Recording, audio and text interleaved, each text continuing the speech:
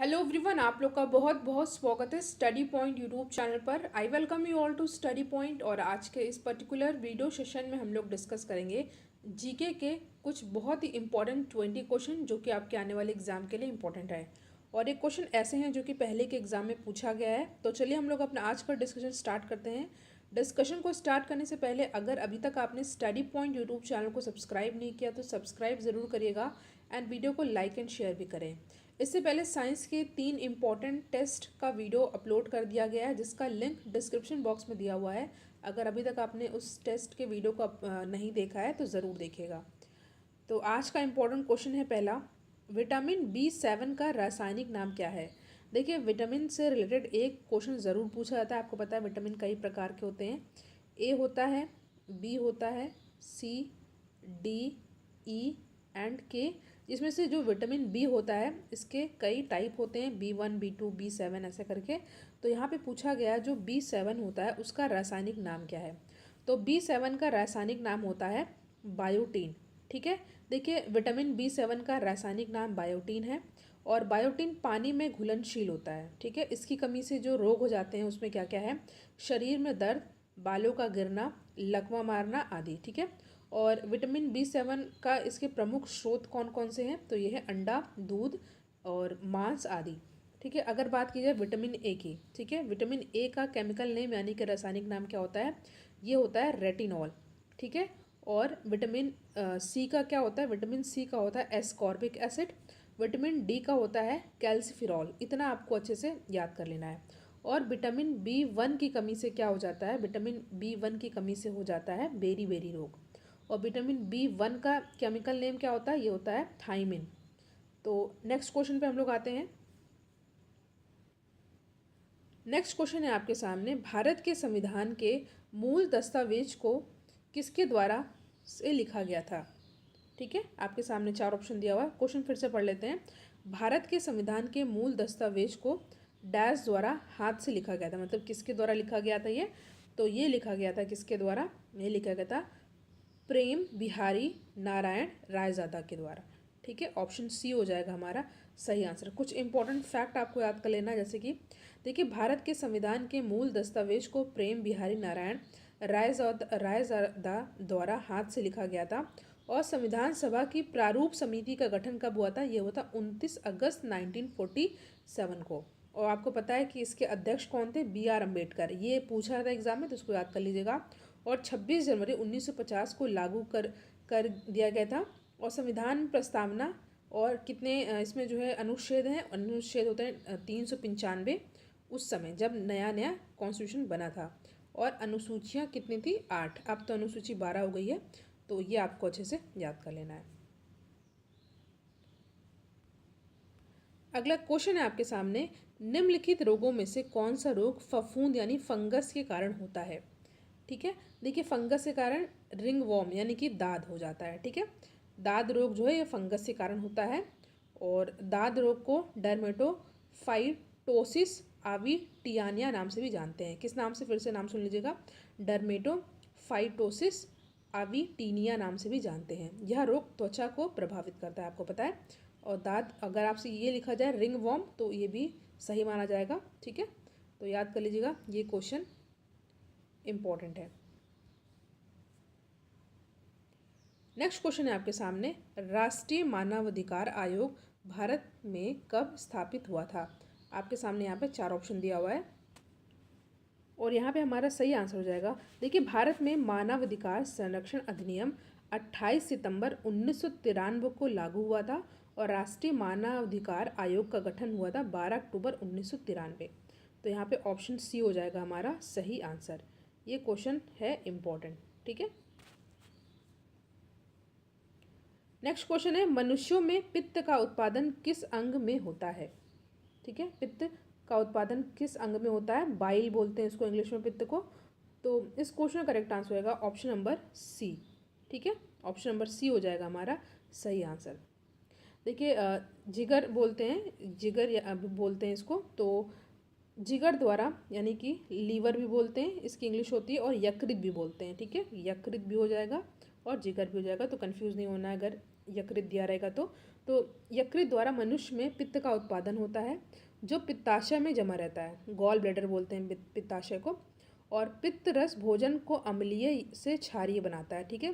जैसे कि आप फैटी फूड खाएंगे तो उसको डाइजेशन के लिए इम्पॉर्टेंट होता है बाइल, ठीक है। और लिवर मानव शरीर की सबसे बड़ी ग्रंथि है, ये भी एग्जाम में पूछा जाता है, तो इसको आपको अच्छे से याद कर लेना है।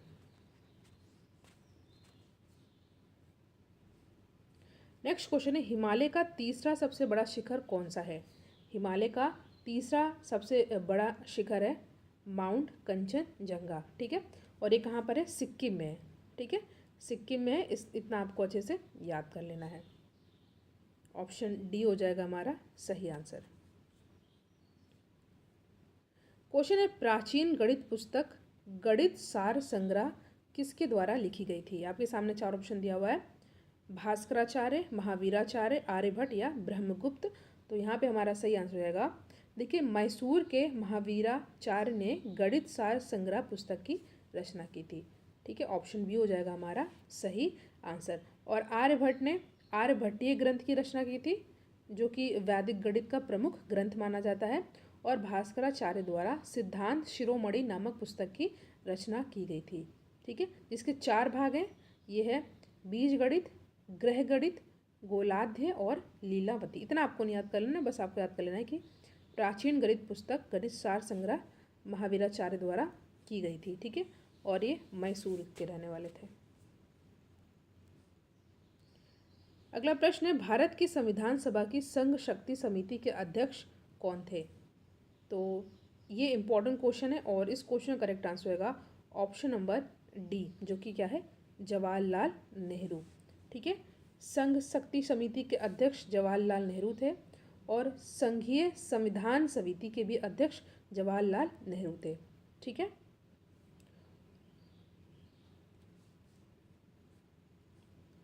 अगला क्वेश्चन है, निम्नलिखित भारतीय राज्यों में से किस में से कर्क रेखा नहीं गुजरती है?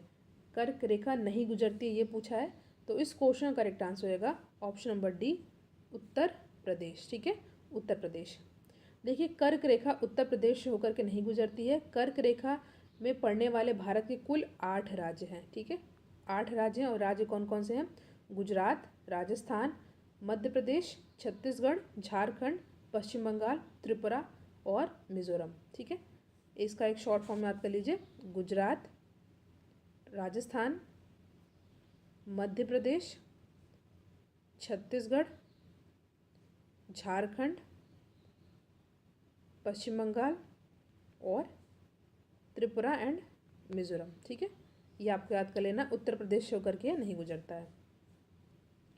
नेक्स्ट क्वेश्चन है, महाराजा सवाई जय सिंह ने एक खगोलीय वेधशाला की स्थापना की थी। ये कहाँ पर की थी आपको बताना है। आपके सामने 4 ऑप्शन दिया हुआ है, उज्जैन, शिमला, भरतपुर या जयपुर, ठीक है। तो इस क्वेश्चन का करेक्ट आंसर आएगा, ये क्वेश्चन इंपॉर्टेंट है और इस क्वेश्चन का आंसर क्या होगा? देखिए, जय सिंह द्वितीय ने उज्जैन, दिल्ली, मथुरा, बनारस और जयपुर में खगोलीय वेधशालाओं का निर्माण कराया था, ठीक है। तो आपको यहाँ पे देख लेना है, कई जगह हैं, नाम क्या क्या है। इस आंसर पे आप थोड़ा सा देखिएगा, इसमें थोड़ा प्रिंटिंग मिस्टेक है। देखिए, जय सिंह द्वितीय ने कहाँ कहाँ पर वेधशालाओं का निर्माण करवाया था? ये कराया था उज्जैन में, ठीक है, और दिल्ली, मथुरा, बनारस, जयपुर, ठीक है। तो यहाँ पे आप देख रहे हैं कि यहाँ पे कई ऑप्शन है, तो यहाँ पे ऑप्शन ए डी हो जाएगा सही आंसर, ठीक है। यानी कि एक से ज़्यादा आंसर है, इसलिए यहाँ पे ए एंड डी हो जाएगा हमारा करेक्ट आंसर। और उज्जैन और जयपुर के अलावा मथुरा भी याद कर लीजिएगा, बनारस भी याद कर लीजिएगा और दिल्ली भी याद कर लीजिएगा। नेक्स्ट क्वेश्चन है, शिक्षा का अधिकार यानी कि आरटीआई अधिनियम वर्ष डैश भारत की संसद द्वारा, आरटीई होगा सॉरी, भारत की संसद द्वारा अधिनियमित किया गया था कब? ठीक है, द राइट टू एजुकेशन यानी कि RTE act was enacted by the parliament of India in the year, ये कब किया गया था? ये भी क्वेश्चन इंपॉर्टेंट है। तो ये किया गया था 2009 में, ठीक है, 2009 में। और संविधान का 86वां अधिनियम ये 86वां अमेंडमेंट था ये। और कौन से अधिनियम 2002 के तहत संविधान के भाग 3 में नया अनुच्छेद जोड़ा गया था, वो है 21 का या 21A, ठीक है। और जिसके अनुसार राज्य में 6 से 14 वर्ष की आयु के सभी बालकों को और बालिकाओं को निःशुल्क और अनिवार्य शिक्षा की व्यवस्था करेगा, ठीक है। कौन सा अमेंडमेंट था ये भी याद कर लीजिएगा, ये था 86वां अधिनियम 2002, ठीक है। तो यहाँ पे हमारा सही आंसर होगा ऑप्शन नंबर डी, 2009। अगला क्वेश्चन है, भारतीय संविधान में कानून बनाने की निर्धारित प्रक्रिया काफ़ी हद तक किस देश के संविधान से प्रभावित है। ये क्वेश्चन इंपॉर्टेंट है, आपके सामने 4 ऑप्शन दिया हुआ है और यहाँ पे हमारा सही आंसर हो जाएगा ऑप्शन नंबर सी, जो कि है जापान, ठीक है। बहुत सारी चीज़ें आपको इस क्वेश्चन से याद कर लेनी है, जैसे कि जो समवर्ती सूची है वो ऑस्ट्रेलिया देश के संविधान से लिया गया है, और न्यायिक पुनर्विलोकन यानी कि जुडिशियल रिव्यू ये जो है संयुक्त राज्य अमेरिका से लिया गया है, वहाँ के संविधान से। मूल अधिकार भी संयुक्त राज्य अमेरिका देश के संविधान से लिया गया है। नीति निदेशक आयरलैंड से, और केंद्र राज्य संबंध कनाडा से, और जो विधि द्वारा जो स्थापित प्रक्रिया यानी कि रूल ऑफ लॉ ये जापान से लिया गया है। इतना आपको याद कर लेना, ये इंपॉर्टेंट है। तो यहाँ पे ऑप्शन सी हो जाएगा हमारा सही आंसर। जो पूछा जाता है वो है नीति निदेशक तत्व, ठीक है, ये आयरलैंड से लिया गया, इसको आप याद कर लीजिएगा। और यूएसए से मूल अधिकार और न्यायिक पुनर्विलोकन ये लिया गया यूएसए के देश के कॉन्स्टिट्यूशन से, ठीक है। तो यहाँ पे ऑप्शन सी हो जाएगा हमारा सही आंसर। जापान की बात आती है तो जरा सा फैक्ट याद कर लीजिए, यहाँ की राजधानी क्या है, टोक्यो है, यहाँ की करेंसी क्या है, येन, ठीक है।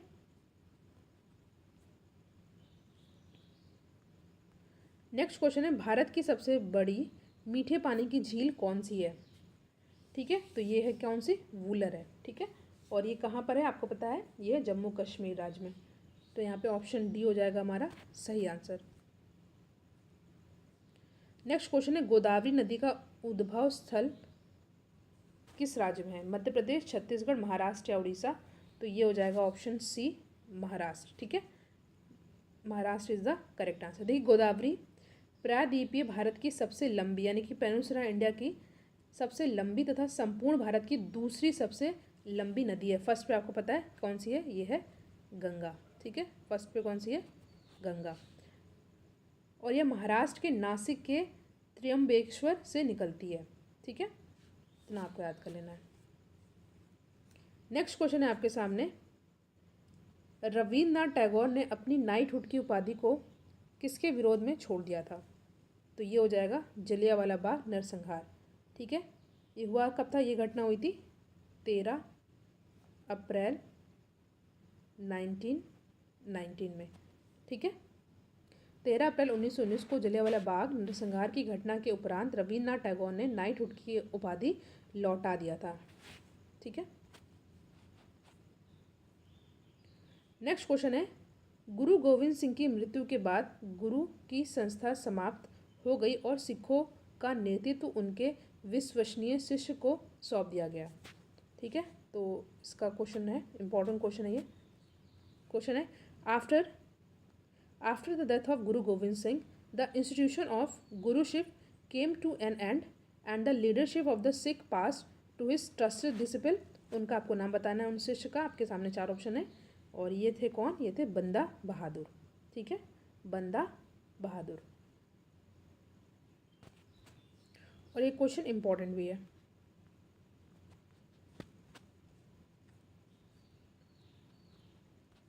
अगला क्वेश्चन है, भारत में ब्रिटिश शासन का बड़े पैमाने पर विस्तार सहायक संधियों के माध्यम से हुआ जो गवर्नर जनरल के शासनकाल में शुरू हुई थी। उन गवर्नर जनरल का आपको नाम बताना है। तो ये कौन थे, ये थे लॉर्ड वेलेस्ली, ठीक है। ऑप्शन सी हो जाएगा हमारा सही आंसर।